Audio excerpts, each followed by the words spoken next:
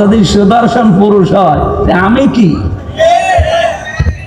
কি জানো না অ্যাডলফ। আমি মনে করছিলাম অ্যাডলফ হিটলার মনে হয়। এই শয়তানের জানাজার নামাজে আমি দেখলাম ও বাবা মারা গেছে। জানা জীবনী পড়তে গিয়ে বেশি এই মায়ের পেটে এসেছিলেন হযরতে আব্দুল কাদের জিলানী রহমতুল্লাহ আলাইহি। এত বড় চরিত্রের অধিকারী তার মা, এর পরেও তিনি মায়ের পেট থেকে এসে মাত্র 6 বছর তার বয়স, মা তাকে নিয়ে গেছে মাদ্রাসায় পড়ানোর জন্যে। উস্তাদ ডাক দিয়ে বলছে, বাবা বলো বিসমিল্লাহির রহমানির রহিম, আলিফ বা তা সা। হযরতে আব্দুল কাদের প্রথমেই প্রশ্ন করলেন, উস্তাদ বিসমিল্লাহির রহমানির রহিম এর মানে কি?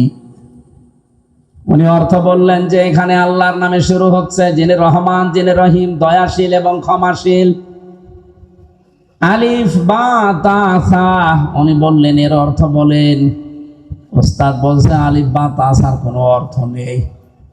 আব্দুল কাদের বলে, হুজুর যে জিনিসের মানে হয় না, অর্থ হয় না, ওটা পড়ি আমি সময় নষ্ট করি না। ওস্তাদ চিন্তা করছে কি ছাত্র পেলাম। তুমি জানো আলিফের মানে? জানি, আমি মায়ের কাছ থেকে শুনেছি। কি আলিফের মানে? আমি এতদিন ছাত্র পড়াই, আমি জানি না। তোমার মা কি পড়িয়েছে দেখি বলো তো। উনি আলিফ দিয়ে শুরু করলেন আয়াতুল কুরসি। আল্লাহু লা ইলাহা ইল্লা হুয়াল হাইয়ুল কাইয়্যুম। তেলাওয়াত করতে করতে প্রায় 18 পারা পর্যন্ত তিনি পড়েছিলেন। আয়াতুল কুরসির ভেতরে আমার আল্লাহর 10টা ক্ষমতার কথা আছে। তিনি ব্যাখ্যা পর্যন্ত মায়ের কাছে পড়েছিলেন, শুনেছিলেন। এগুলো শুনলেন, বললেন ওস্তাদকে। ওস্তাদ কাঁদতে কাঁদতে বেহুশ হয়ে গেছে। হোশ ফেরার পরে ডাক দিয়ে বলছে, কি মা কয় তোমার? পর্দার আড়াল থেকে মাকে জিজ্ঞাসা করলেন, আপনি এই ছেলেকে মনে হয় কোনো জায়গায় পড়িয়েছেন, এখন নিয়ে এসেছেন আমার কাছে পরীক্ষা করার জন্যে? মা বলছে, না, এই প্রথম নিয়ে আসলাম। কি বলেন? আপনার এই ছেলের তো আল্লাহর পরিচয় ব্যাপক আয়ত্ত আছে, এমনকি কোরআনে কারিমের 18 পারা পর্যন্ত তার প্রায় মুখস্থই করা আছে। বয়স মাত্র 6 বছর। কয় বছর? 18 পারা মুখস্থ হয়েছে 6 বছরের বাচ্চা। তার মানে আমার মেজো মেয়েটা এখন 6 বছর ফারিহা, এতটুকু বয়সে কোরআন মুখস্থ করে ফেলেছে প্রায় 18 পারা। কথা শোনার পরে মায়ের তো আনন্দ করার কথা, খুশি হওয়ার কথা। মা আমার কান্না আরম্ভ করলেন। ওস্তাদ কান্নার আওয়াজ শোনার পরে জিজ্ঞাসা করেন, আপনি কাঁদেন কেন? আপনার তো সৌভাগ্য। মা ডাক দিয়ে বলে, ওস্তাদ কাজী আমি এই জন্য, আমি নিজেও কোরআনের হাফেজা, আমি নিজেও কোরআন পড়াটাই হালকা বুঝি। এই সন্তানটা আমার পেটে আসার পর থেকে আমি অধিকাংশ সময় আমার মুখে কোরআন রাখতাম। আমি উঠান ঝাড়ু দিয়েছি, আমার মুখে আল্লাহর কোরআন। আমি ঘর ঝাড়ু দিয়েছি, আমার মুখে আল্লাহর কোরআন। আমি খাবার দাবার স্বামীকে দিয়েছি, আমার মুখে আল্লাহর কোরআনই থাকতো। সন্তানটা জন্ম দেওয়ার পরে আমি ফজরের নামাজ পড়ে ওরে শুইয়ে রাখতাম, পাশে বসে বসে তেলাওয়াত করতাম। দেখতাম আমার সন্তান আব্দুল কাদের আমার মুখের দিকে তাকিয়ে মুখ মিলাচ্ছে। আমার আফসোস হচ্ছে এই কারণে, আমি যদি আর একটু কষ্ট করে প্রতিনিয়ত 30 পারায় তাকে পড়ে পড়ে শোনাতে পারতাম, আমার এই ছোট সন্তান এতটুকু বয়সে কোরআনের হাফেজ হয়ে যেত। আপনার মা বোনেরা, সন্তান এমনি আব্দুল কাদের জিলানী হয়।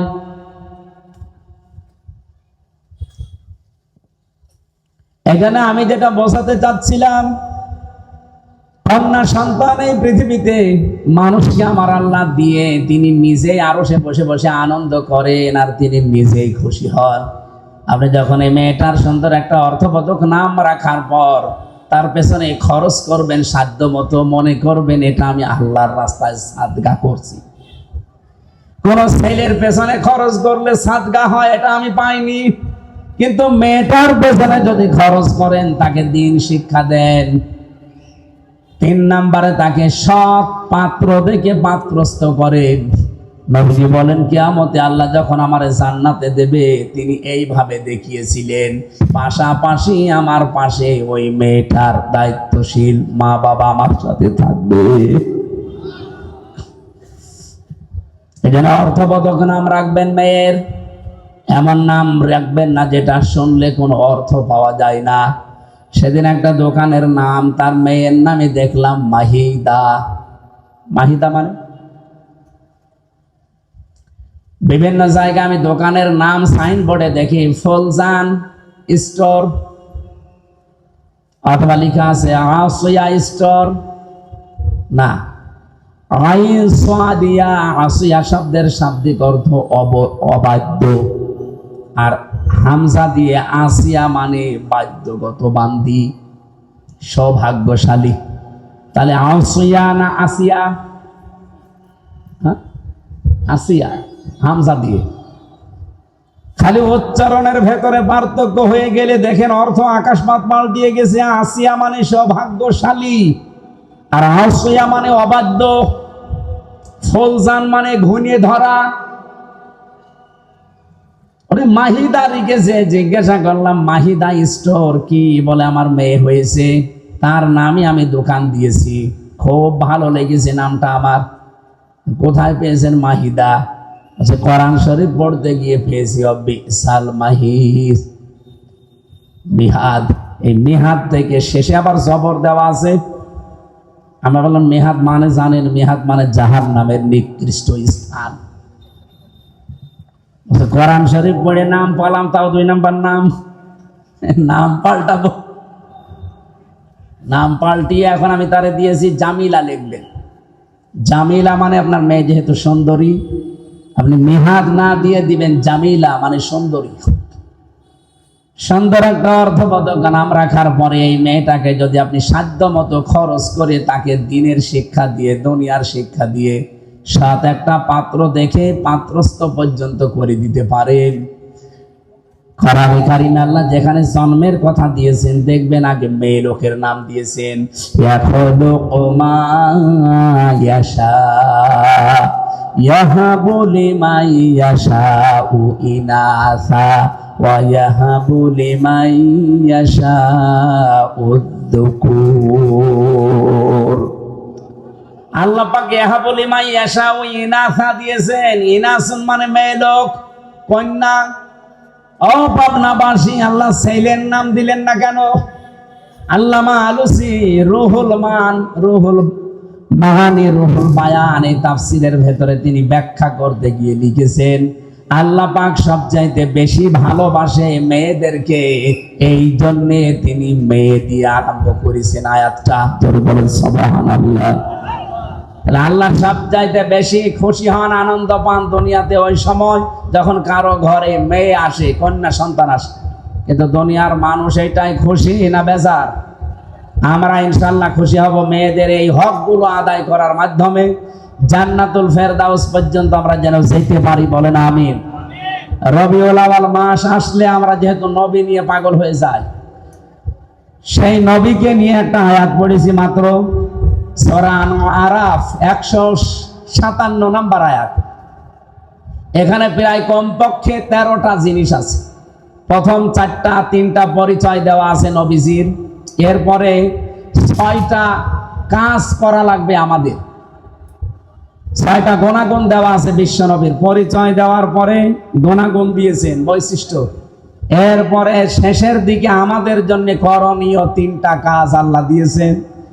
এই 3 3 6, আর ওদিকে 6, কত বলেন বলেন। আর ওই শেষের শব্দটা, সৌভাগ্যশালী হওয়ার জন্য আপনাকে মাস্ট বি দুনিয়ায় এই 12টা কাজ করা লাগবে। রবিউল আউয়াল মাস যেহেতু এসেছে, আমরা এই আয়াত থেকে নবীজির মাধ্যমে কিছু নিতে চাই। আল্লাহ যেন আমাদেরকে সহজে অল্প সময়ে কিছু নেওয়ার সুযোগ দান করেন, বলেন আমিন। সূরা আরাফ কোন সূরা বলেন তো? আরো জোরে বলেন, কোন সূরা? আরাফ। 206টা আয়াত আছে, মাত্র এক আয়াত পড়েছি 57 নাম্বার আয়াত। নামকরণ বলছি আগে। আপনারা কি বিরক্ত হচ্ছেন নাকি? যারা কি চলে যাচ্ছে এরা কি?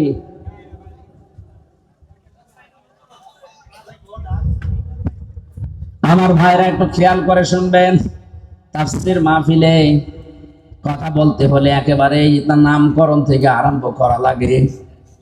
আরফ শব্দের শাব্দিক অর্থ আমরা জানি, ওই যে আরাফাতের ময়দান না, এটা শুধু আরাফাতের ময়দান না। আরফ শব্দের শাব্দিক অর্থ উঁচু। এটা জান্নাত এবং জাহান্নামের মাঝখানে একটা দেওয়াল দেওয়া আছে, এই দেওয়ালটার নাম হচ্ছে আরফ।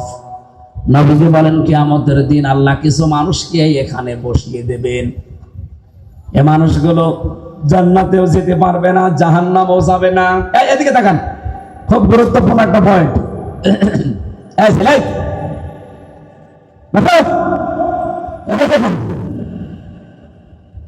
সাহাবী প্রশ্ন করলেন, হে নবী, এরা জান্নাতে যাবে না, জাহান্নামেও যাবে না, ওই জায়গায় থাকবে কতদিন? নবীজি আর বলেননি যে কতদিন। আপনি টের পাচ্ছেন? জান্নাতেও আপনি যেতে পারবেন না, জাহান্নামেও যাবেন না। হ্যাঁ, ওই প্রাচীরের উপরে দাঁড়িয়ে থাকা লাগবে। কতদিন আর নেই, সীমা নেই। আমাদের কারো কপাল যদি ওইরকম হয়ে যায়, কেন হবে সেই কথাটা বলি আমি তাফসীরে যাচ্ছি। বিশ্বনবী বলেন আল্লাহ তাদেরকে জান্নাতে দেবে না মাত্র একটা কারণে, ওর নামাজ রোজা পর্দা পুশিদা সব ঠিক ছিল, কিন্তু পরিবারে ওর বউর সাথে আচরণ ভালো করতো, মার সাথে আচরণ ভালো করতো না। দুনিয়ায় মায়ের হক আদায় করে নাই ঠিক মতো, এই কারণে আজ ওই জায়গায় দাঁড়িয়ে আছে, ও জান্নাতে যেতে পারছে না। তাহলে জান্নাতে যাওয়ার বাধা কিন্তু আপনার মা বাবা। আমার মনে হয় এখন মা বাবা যারা প্যান্ডেলে বসে আছে এরা আনন্দে আত্মহারা যে হুজুর আরো বেশি দিন বেঁচে থাক। আরে মা বাবা, আপনারও তো কিছু দায়িত্ব আছে। ওই যে সন্তান হওয়ার পরে তার সুন্দর অর্থবোধক নাম রাখার পরে তার দ্বীনের শিক্ষা দেওয়া। কথা বলেন না? আপনি কি শিক্ষা দিয়েছেন যে আপনি মা বাবা আল্লাহর পরে আপনার স্থান সে ছেলে জানেই না? কয়েকদিন আগে একটা জানাজা দেখছিলাম ভিডিওতে, এই বাংলাদেশে এই শয়তানের জানাজার নামাজে আমি দেখলাম ও বাবা মারা গেছে, জানাজা পড়ছে, এইভাবে তুলে দাঁড়িয়ে আছে। এখন যে কোনো দেখি সালাম ফেরান লাগবে তাও জানে না। লাফের মতো সন্তান আপনি জন্ম দেন, সুদর্শন পুরুষ হয়ে বাংলাদেশ কাঁপিয়ে যাক, আল্লাহর কসম কিছুদিন পরে দেখবেন তার মাকে বৃদ্ধাশ্রমে রেখে এসেছে। কারণ আজ হাজারো বৃদ্ধাশ্রমে নিজে খোঁজ নিয়েছি, নিজে গেছি, যে দেখেছি দিন শিক্ষায় শিক্ষিত যারা, তাদের মা বাবাও বৃদ্ধাশ্রম অনেক আমি পেয়েছি। এটা শুধু ওই ছেলেটার কারণে না, এটা হচ্ছে তার বউর কারণে। অধিকাংশ 190 জন মা বাবা যারা আজ বৃদ্ধাশ্রমে থাকে, তাদের খোঁজ খবর নিয়ে পাশে বসে কথা শুনলে দেখবেন চোখের পানি ফেলতেছে, হাও মাও করে। আমি যে কিশোরগঞ্জে পেয়েছিলাম, কিশোরগঞ্জ থানা, ওইটা হচ্ছে নীলফামারী জেলা। আমি যে দেখলাম দুই পাশে মা আর বাবা বসে আছে, প্রায় 25 জন 50 জন। একজনের কাছে একটু মাথা কাত করে বললাম, কি বাড়ি কোথায়, কি করেন, কেন এখানে এসেছেন? হাও মাও করে আমার হাত চেপে ধরে হাও মাও করে কাঁদতেছে এই বাবাটা আর মা। বলছে, একজন বলছে আমার 2টা ছেলে থাকে, একটা আমেরিকায় আর একটা ইংল্যান্ডে, আর একটা ছেলে আমার এদেশে আছে, সে বড় ডাক্তার। 3টা ছেলে প্রতিষ্ঠিত। আমার ছেলেদের আমি দোষ দেই না, সেরকম দোষ হচ্ছে আমার বৌমাদের। ওরা এমন ভাবে কড়াকড়ি করে, শেষ পর্যন্ত বাড়িতে 5টা রুম আছে, একটা রুমে আমাদের এই বুড়ো বুড়ির জায়গা হয় না, টাকা পয়সা পাঠাই, এই বৃদ্ধাশ্রমে আজ পড়ি আছে। আমি অনেক দিনের শিক্ষায় শিক্ষিত মানুষের মা বাবাকেও পেয়েছি। সত্যি কথা বলবো তো অসুবিধা কি? আমার গায়েও পড়তে পারে, পড়ুক, কিন্তু তারা শুধু দায়ী না। যে সমস্ত মাওলানা বলেন এই দিন শিক্ষায় শিক্ষিত ভাইরা তাদের মা বাবাকে বাধ্য হয়ে রেখে এসেছে শুধুমাত্র তাদের পরিবারের সন্তান আর বউর কারণে। আমি এক কলেজের অধ্যাপককে দেখেছিলাম, সে দিনের শিক্ষায় শিক্ষিত, আবার জেনারেল, কিন্তু মাকে যখন বৃদ্ধাশ্রমে রেখেছে, প্রায় 3 মাস হয়ে গেছে, খোঁজ খবর মাঝে মাঝে নিতে যায়। আর আজকে কর্তৃপক্ষ তারে খবর দিয়েছে যে আপনার মা মনে হয় বাঁচবে না, সর্বশেষ আপনি একটু শেষ দেখা করেন। উনি যে দেখি হাউমাউ করে কাঁদছে মায়ের পায়ের কাছে বসে। ওর মা বলছে, কান্না বন্ধ কর, আমার সময় আর বেশি নেই, আমি মনে হয় বিদায় নেব। তবে তোর একটা কথা বলি, আমি যখন মারা যাব তখন তুই আমার মাথার উপরে যে ফ্যানটা আছে এটা ভালো না, ঘোরে না। এই, কথা বলে কারা এখানে? আশ্চর্য তো, মানুষ কথা শুনছে আর ওরা কথা বলছে মানে। এই কমিটিতে যারা আছেন আপনারা নিজের নীরবে ঠিক করেন। মঞ্চের পেছনে কারা, ওরা কারা? কান ধরে 2-1টা করে দেন, দিয়ে এখান থেকে বিদায় করে। মা ওরা বলছে ফ্যানটা পাল্টিয়ে দিবি। এ কথা বলতে বলতে দেখলাম জিজ্ঞাসা করছে কান্না জড়িত কণ্ঠে, মা কেন? কেন মানে, আমি তোর ছোটবেলা থেকে পর্যন্ত মানুষ করে দেখেছি, তুই তো গরমে থাকতে পারিস না, তুই যে ফ্যানটা 3 মাস আমার মাথার ওপর, এটা ঘোরে না, তুই আমার সাথে শেষ বয়সে যা করলি, আমার মনে হচ্ছে কিছুদিন পরে তোর এখানে আসা লাগবে। তোর তো ফ্যান ছাড়া ঘুম হবে না, তোর আমি খুব ভালোবাসি, আগে থেকে সতর্ক করলাম, ফ্যানটা পাল্টিয়ে নতুন ফ্যান আগে লাগিয়ে দিস, তোরই ভালো হবে। এ কথা বলে ওর মা মরে গেল। আমারও বলছে হুজুর মন খারাপ, আমি দেখতে গিয়েছিলাম ওটা ওই চট্টগ্রাম বিভাগে। মন খারাপ করবেন না, আমার ওপরে আপনি গালি দিয়েন না, রাগ করেন না, এই দোষ শুধু আমার একা না, আমিও আপনার মতো দিনই শিক্ষায় শিক্ষিত, আমি কলেজের অধ্যাপক, আমি জেনারেল থেকে অনার্স মাস্টার্স করেছি, আমার 2টা ছেলে মেয়ে আছে, আমার মা 3 মাস এখানে পড়ে আছে, মাঝে মাঝেই মাকে আমি খরচ দিয়ে যাই, কিন্তু সাধ্য মতো দিতে পারি না। বউ আমারে বলেছে, এই বুড়ি যদি বাড়ি থাকে তোমার ভাত আমি খাবো না। আমি তো বউকে তালাকও দিতে পারলাম না, ওই বাচ্চা দুটোর মুখের দিকে তাকিয়ে। শেষ পর্যন্ত মাকেই রেখে গিয়েছিলাম, আজকে মা আমার চিরদিনের মতো চলে গেল। আমার বাবা সেই ছোট্টবেলায় মারা গেছে, বহু কষ্ট করে এ পর্যন্ত আমি পৌঁছিয়েছিলাম। খুব অবস্থান ভালো না আমার, যাই আছে আমি চলতে পারতাম, কিন্তু আজকে আমি এমন একজনকে হারালাম যে দুনিয়ায় আমার নাম ধরে ডাকবে সেরকম মানুষ এখন আর নেই। বলেন তো, জেনারেল শিক্ষা বলেন আর ধর্মীয় শিক্ষা বলেন, মা বাবাকে বৃদ্ধাশ্রমে রেখে আসার পেছনে আমি যতটুকু দেখছি, আমি তো একেবারে কম ঘুরি না, যতটুকুই দেখছি সবচাইতে বেশি ভূমিকা পালন করে বাড়ির বউগুলো। 100টার প্রায় 98টা পরিবারে আজ বউ শাশুড়ির মিল নেই। ছোটখাটো জিনিস নিয়ে তাদের মনের দূরত্ব, শরীরের দূরত্ব এত বেশি, শেষ পর্যন্ত স্বামী যারা আমরা আছি আমরা মানসিক রোগী হয়ে যায়। বউর দিকে একটু ভালোবাসা দেখালে আমার নাম পড়ে যায়, আমি বউ পাগল। মা বাবার কথা শুনতে গেলে ওদিকে শ্বশুর শাশুড়ির মন তো পাওয়াই যায় না, বউ বলে ফেলে তোমার বিয়ে করার দরকার কি। আমি কি বেশি বললাম? এটা বাংলাদেশে নেই। এই 2 চাপা কলে পড়ে হাজার হাজার স্বামী আজ আমরা মানসিক রোগী, কিছু বলতেও পারি না, সইতেও পারি না। এ ঝামেলায় আছেন কারা? হাত তোলেন দেখি, বলেন।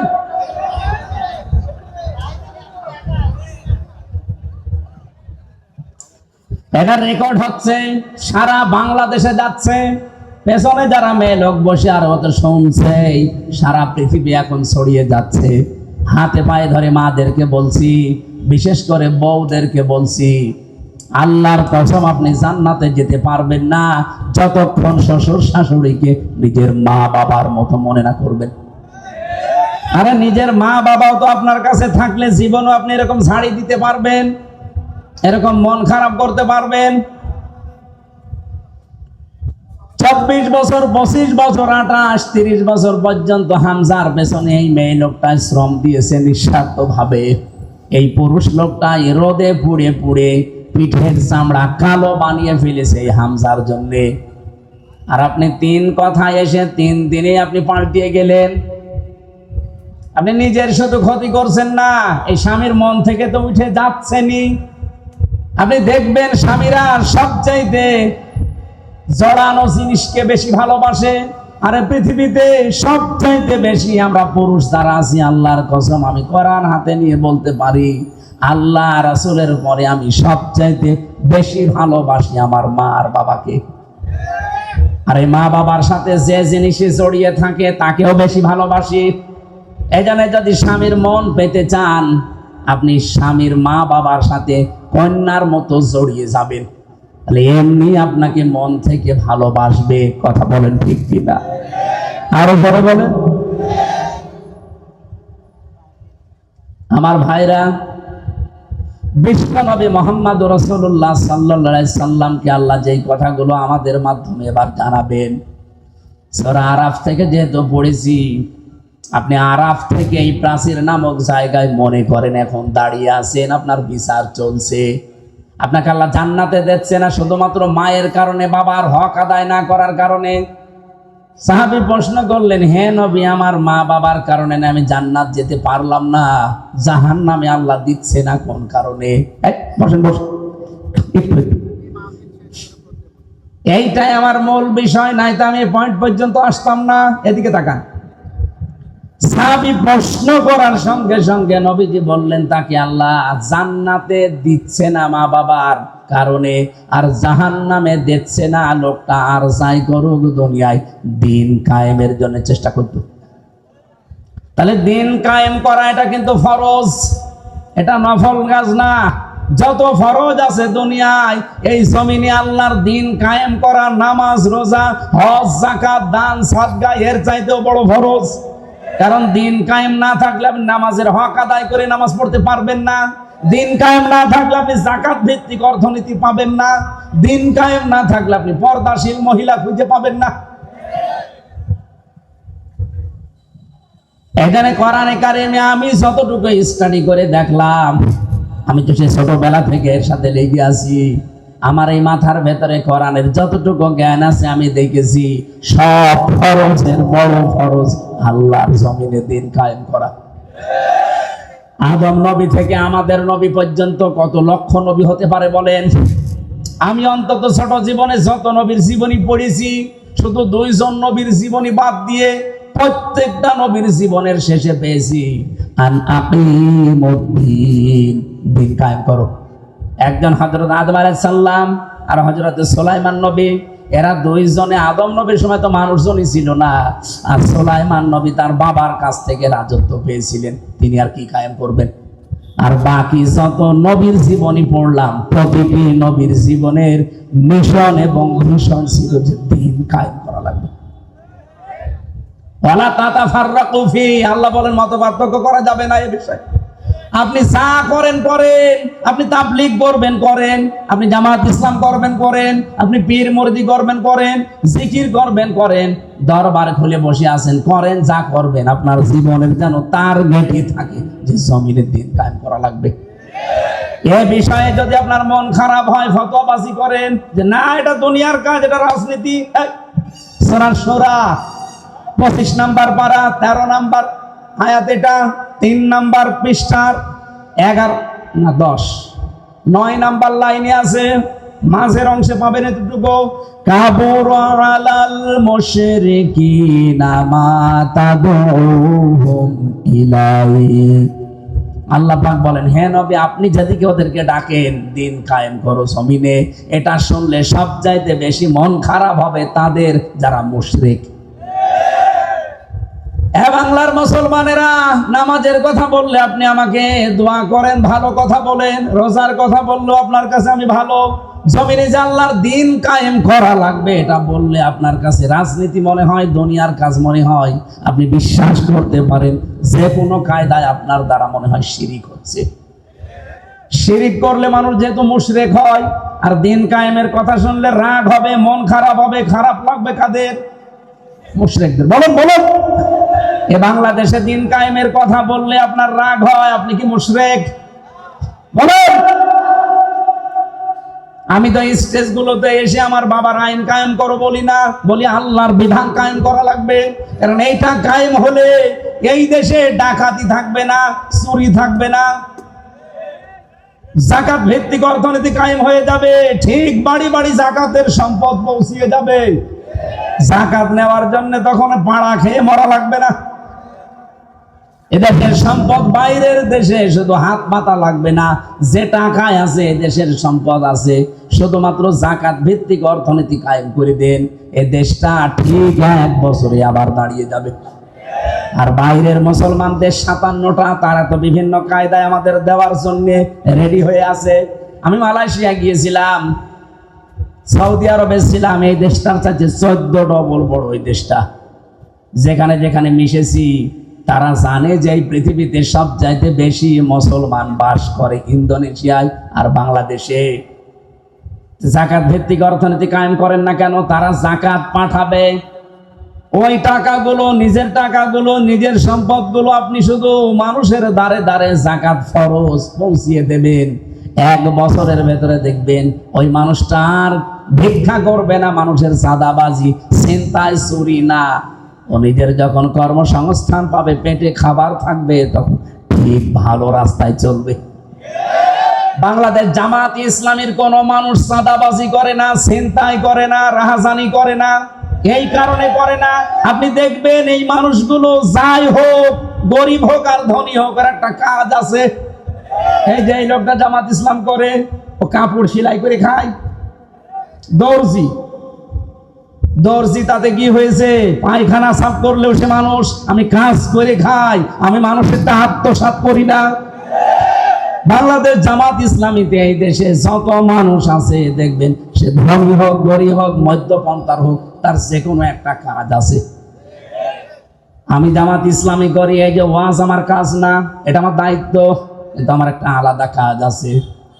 আমার একটা ব্যবসা, 2টা ব্যবসা আছে, একটা বইয়ের, একটা কাপড়ের। যদিও সরাসরি আমি সময় না দিলেও আমার লোক রাখা আছে, আমার শালাটা কাজ করে, আমার আর কর্মচারী দিয়ে কাজ করি। আমার কর্মজীবন আছে, আমার ব্যবসা আছে, লাভ লস আছে। এই জন্য আমার চাঁদাবাজি করা লাগে না, আমার ছিনতাই করা লাগে না, আমার টেন্ডারবাজি করা লাগে না। অথচ যে মানুষগুলোর কর্মজীবন নেই, তাদের কর্মজীবনই এই রাজনীতি। বলেন তো, তার কোনো কর্মজীবন নেই, কোনো কাজ নেই, ওর কাজই রাজনীতি করা। সে মেম্বার হয়ে, চেয়ারম্যান হয়ে, মেয়র হয়ে, এমপি হয়ে ও মেরে খাবে নাকি? আকাশের দিকে তাকিয়ে থাকবে। এই কারণেই কুষ্টিয়ার কথা বলছি। আগস্টের 5 তারিখের পরে এই যে এই সেপ্টেম্বর আরম্ভ হচ্ছে কালকে থেকে, এই 1 বছর 26 দিনের একটা জরিপ, শুধু কুষ্টিয়ায় বহু মানুষ হাজার হাজার কোটি কোটি টাকা শুধু চাঁদাবাজি করেছে। জামাত ইসলামের একটা লোকের বিপক্ষে এটা তোলেন তো, সারা বাংলাদেশ দিয়ে দিলাম যান। আপনার বিরুদ্ধে কথা আসে কেন? কর্মজীবন তৈরি করানোর দরকার, পায়খানা সাফ করেন, রাস্তা ঝাড়ু দেবেন, যে কোনো কাজে থাকবেন। শয়তান আপনাকে দিয়ে উল্টা পাল্টা কাজ করাতে পারবে না, কারণ কাজ যখন নেই তখনই শয়তান তাদের টার্গেট করে। আপনাকে আমি ভালোবাসি, আপনার আখেরাত যেন নষ্ট না হয়। আরে ভাই, চাঁদাবাজি করে হয়তো আপনি 2 কোটি টাকার মানুষ হবেন, আপনার চাইতে আরো 5 কোটি টাকার মালিক ছিল অনেকে, কিন্তু এখন বাড়িতেও থাকতে পারে না। আমি নিজে সাক্ষী, 620টা বাড়ি একজন মন্ত্রী ছিল। আগে যিনি মন্ত্রী ছিল, ভূমি মন্ত্রী, আপনাদের ডিলু, উনি তো কবরে চলে গেছে। ওনার পরে একজন হয়েছিল চট্টগ্রামে বাড়ি, সাইফুজ্জামান জাভেদ। একবার বাইরের দেশে গেলাম, সিঙ্গাপুরে না মালয়েশিয়া যেন, হোটেলে উঠেছি, নিচতলায়। হোটেল তো অনেক বড় বড় হোটেল, লিফটে নামা লাগে। 20 তলা, 25 তলা, 30 তলা, 118 তলা পর্যন্ত আছে মালয়েশিয়াতে। চিন্তা করলাম একটু নিচে যাই তো দেখি কি অবস্থা। নিচে এসে দেখি ওয়েটিং রুমে 2 জন শয়তান গল্প করছে। আমি গেছি, আমার তো চিনে ফেলেছে, বলছে হুজুর সালাম আলাইকুম। ঠিক আছে, কি এখানে? হুজুর আমরা আগেই পালিয়েছি। অবস্থা দেখি আমরা আগেই পালিয়েছি। পালিয়ে আপনি এখানে কেন? আসি আমি। কত নাম্বার কামরায় আছেন? আছি, এই হোটেলে আছি। আপনি কত নাম্বারে আছেন? আমার তো আর ওর মতো ভয় নেই, বললাম অমুক নাম্বারে আছি। আপনি এখানে হোটেলে এসে থাকেন, অথচ শুনেছি নাকি এই দেশে আপনার সাহেব পাড়া আছে, সিঙ্গাপুরে আপনার নিজের ফ্ল্যাট আছে, থাইল্যান্ডে আপনার বাড়ি আছে, আমেরিকায় বাড়ি আছে, কানাডায় বাড়ি আছে, আর বাংলাদেশের বিভিন্ন জেলায় সব মিলে সরকারি তালিকায় তার 620টা বাড়ি। আমার বাবার একটা বাড়ি মাত্র। তাই আমি এই 1 বছরের ভেতরে মনে হয় 2 মাসও বাড়ি থাকতে পারি না, 10 মাসে আমার রাস্তায় কাটে। আর আপনার 620টা বাড়ি কবে থাকবেন? আমার বছর থাকা আগস্টের 5 তারিখ, তা আপনারা সব দখল করে নিলেন। আমি 3 তারিখে রাতে পালিয়েছি। এই পর্যন্ত প্রায় 7 মাস চলছে। খুব গোপনে আছি, কেউ জানে না। আপনি শুধু দোয়া করেন। দোয়া? তোমার জন্য দোয়া আসবে মন থেকে? বদদোয়া আসবে? এখানে থাকেন টাকা, এখানে তো অনেক ভাড়া। উনি সেই কামরার কথা বলেছেন যেখানে থাকে, কমপক্ষে বাংলাদেশের টাকায় কমপক্ষে 50,000 টাকা প্রতিদিন। আমাদের 30,000 লাগতো। আমাদের তো 1 রুম, আর উনি ফ্ল্যাট নিয়ে থাকে। 50,000 টাকা প্রতিদিন ভাড়ায়, 7 মাস চলতেছে একাধারে, অথচ নিজের বাড়ি তালা লাগানো। যে সাহেব পাড়া আছে তালা লাগানো, ওখানে থাকেন না? থাকবো। 20 লাখ বাঙালি আছে। যদি আমারে দেখে কোনোদিন বাইরে, পিটিয়ে ভর্তা পাঠিয়ে ফেলবে। এ হোটেল যেহেতু খুব সিক্রেট, কেউ আসে না এখানে, কারণ 3-4টা গেট পার হয়ে আসা লাগে, আবার সেন্সর লাগানো আছে। আপনি গেলেই ঢুকতে পারবেন না। আপনার চেহারা দেখবে, তারপরে কাজ করবে। ওটা আগে থেকে সিস্টেম করা। এখানে আসি জেলখানার মতোই প্রায়, শুধুমাত্র একটু খাওয়া দাওয়া ভালো, আর ওই মোবাইল চালাতে পারি। তাছাড়া আপনারা 3 বছর জেলে ছিলেন, ওই রকমই আছে। তাও তো অন্তত আপনারা কারারক্ষী দেখতেন। ওই যে জেলার সোফার আসতো, মাঝে মাঝে দেখা হইতো। আর আমরা জেলার সোফারও নেই। এতগুলো বাড়ি, আজ একটা বাড়িতেও থাকতে পারি না। এভাবে যদি কয়েক বছর কেটে যায়, আমার মনে হয় শেষ পর্যন্ত আমারও না খেয়ে মরা লাগবে। আমার ওই দিন থেকে বিশ্বাস হয়েছে, 620টা বাড়ি আল্লাহর এই বান্দা নিজের বাবার টাকায় জীবনও বানায়নি। হ্যাঁ, কথা বলেন না কেন? আপনি যারা 1 বছর 1 মাসের ভেতরে 1000 কোটি টাকার মালিক হয়ে গেছেন, সবই তো আপনার বাবার টাকা। এই জন্য আপনাকে বলছি, সময় কিন্তু পাল্টাতে বেশি দেরি হয় না। হঠাৎ করে যদি সময় পাল্টিয়ে যায় না, তখন দেখবেন এই 1000 কোটি টাকা তো যাচ্ছে, সাথে সাথে আরো 50,000 যাচ্ছে। জামাত ইসলামী বাংলাদেশের নাম বললাম, অনেকের মন খারাপ হয়ে গেল। ভাই, একটা দেখান তো যে এরাও আপনার মতো চাঁদাবাজি করে খেয়েছে। কেন, এদের কি অভাব নেই? এরাও 15 বছর আপনার মতো তো নির্যাতিত ছিল, আপনার চাইতে বেশি ছিল। আমি জামাতের একজনের পেয়েছি 313টা মামলা তার। আপনারও মামলা আছে 517টা পর্যন্ত আমি মামলা পেয়েছি এদেশে একজনের। আমি মাঝে মাঝে ভাবতাম, আল্লাহ 365 দিনে বছর শেষ, ওই এক একটা মামলার জন্য একটা করেও হাজিরা দেয়, 517টা কয় বছর হাজিরা দেবে? আমার মাত্র 2টা মামলা, তাই আমার হাজিরা দিতে দিতে জীবন শেষ হয়ে যাচ্ছিল। যদিও আমার মামলা এখন প্রায় সব খারিজ হয়ে গেছে। রাষ্ট্র আমাকে ঘোষণা দিয়ে জানিয়েছে যে আপনার সাথে এর কোনো সম্পৃক্ততা পাওয়া যায়নি, আপনি নির্দোষ। আমি যদি নির্দোষী হয়ে থাকি, 2 বছর 3 বছর আমার জীবন থেকে কেড়ে নিলেন, ওই জীবন সময়টা ফেরত দেন।